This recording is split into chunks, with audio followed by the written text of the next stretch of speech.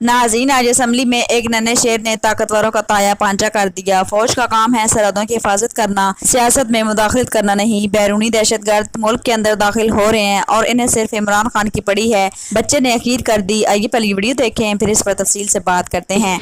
मेरा नाम सैयद अली अकबर हाशमी है और मेरी उम्र है 13 बरस। मैं पाकिस्तान के उन खुश नसीब बच्चों में से एक हूँ जिसे पाकिस्तान के बेहतरीन तालीमी इदारे तक रसाई हासिल है, जैसे 3 तो क्या शायद 5 वक्त तक का खाना नसीब है। मेरे बस्ते में सारी महंगी से महंगी किताबें हैं, मेरी पोशाक शानदार है और मेरे पास पहनने को जूते भी हैं। लेकिन जनाब स्पीकर, मैं 10% से भी कम हूँ, क्योंकि मैं बच्चों के पाकिस्तान का पूरा चेहरा नहीं हूँ। पाकिस्तान का पूरा चेहरा वो है जो मैं अपनी गाड़ी की खिड़की से स्कूल जाते हुए देखता हूँ।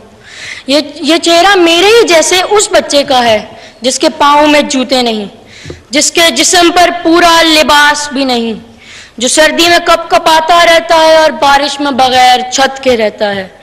ये बच्चा स्कूल नहीं जाता क्योंकि ये या तो किसी मोटर वर्कशॉप का छोटा है, या ये गुब्बारे बेचता है, या ये चौक पर गाड़ियों के शीशे साफ करता है, और अगर कुछ नहीं करता तो जनाब स्पीकर ये भीख मांगता है।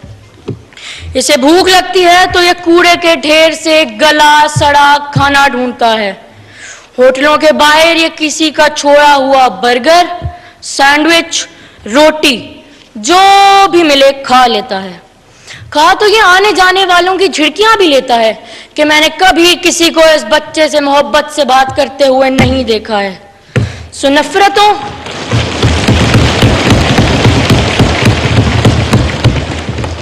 नफरतों, महरूमियों और हसरतों में पलने वाला ये बच्चा हो सकता है कुछ दिनों बाद चोरियां भी करने लगे और यूं पाकिस्तान में एक और मुजरिम का इजाफा हो जाए। तो फिर मेरा पहला सवाल इस मोअज़्ज़िज़ ज़बान से यही है कि क्या आप अहले दानिश ने पाकिस्तान का ऐसा मुस्तकबिल सोचा है? मुझे यकीन है कि आपका जवाब नफी में होगा। सो फिर मैं पूछना चाहता हूँ कि अगर ऐसा है तो आज तक आईने पाकिस्तान का आर्टिकल नंबर 11 जो गुलामी, जबरी मुशक्कत और 14 साल से कम उम्र के बच्चों से पुरखतर मुलाजमत लेने को ममनू करार देता है, वो आर्टिकल इतना बेअसर और इतना बेमायनी क्यों है? मैं वजीर तालीम से पूछना चाहता हूँ कि जब इस ऐवान ने मुझे 2010 में आर्टिकल 25A का तोहफा दिया तो फिर मेरे जैसा बच्चा स्कूल से बाहर क्यों है? मैं पूछना चाहता हूँ कि कोविड की वबा के दौरान ऐसे कितने बच्चे थे जो स्कूल से बाहर गए और कभी पलट कर ना आए? मैं पूछना चाहता हूँ कि जब मुअज़्ज़िज़ रुकन महनाज अकबर अजीज ने स्कूलों में बच्चों को मारने के खिलाफ बिल इसी असेंबली से पेश कराया था तो उस पर अमल दरामद क्यों नहीं होता?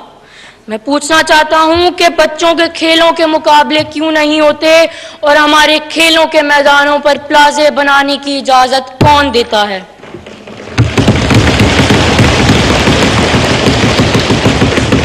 मैं वज़ीर इत्तलात से पूछना चाहता हूँ कि सारे टीवी चैनलों पर 24 घंटे सियासत के झगड़े क्यों होते हैं और आप इन चैनल्स को क्यों पाबंद नहीं करती कि वो बच्चों के लिए तालीमी और तफरीही प्रोग्राम चलाएं?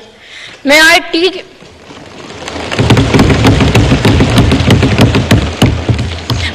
के वजीर से पूछना चाहता हूं कि सोशल मीडिया को बच्चों की खरीद और फरोख्त का जरिया बनने की खुली छुट्टी क्यों है? मैं वजीर दाखिला से पूछना चाहता हूं कि बच्चों पर तशद्दुद को रोकने पर हमारा मुआशरा क्यों तैयार नहीं, और आज भी जब मेरे सर पर कोई हाथ रखता है तो मैं ये क्यों नहीं बता सकता कि यह हाथ शफकत का है या हवस का?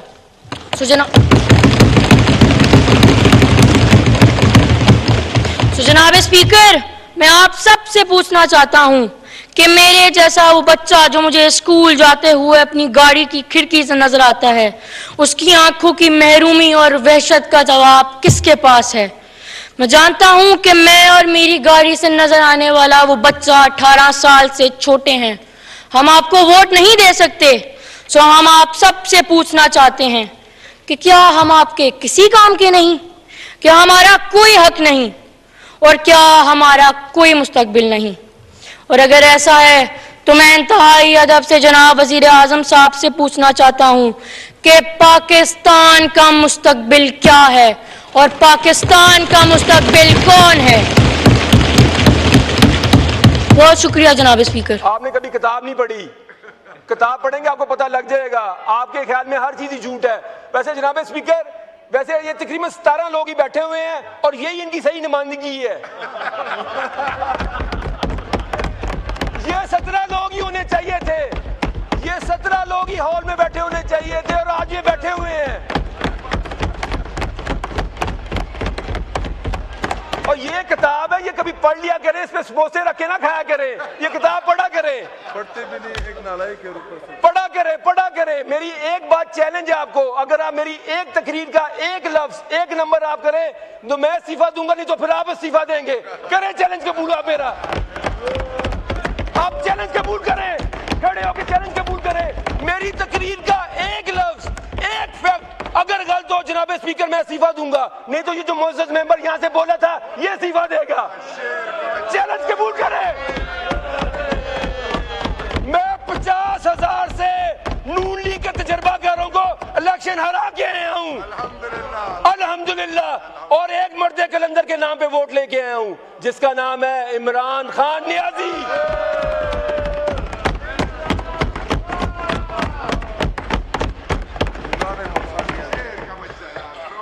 118 रुपए एक लीटर के ऊपर पेट्रोलियम लेवी।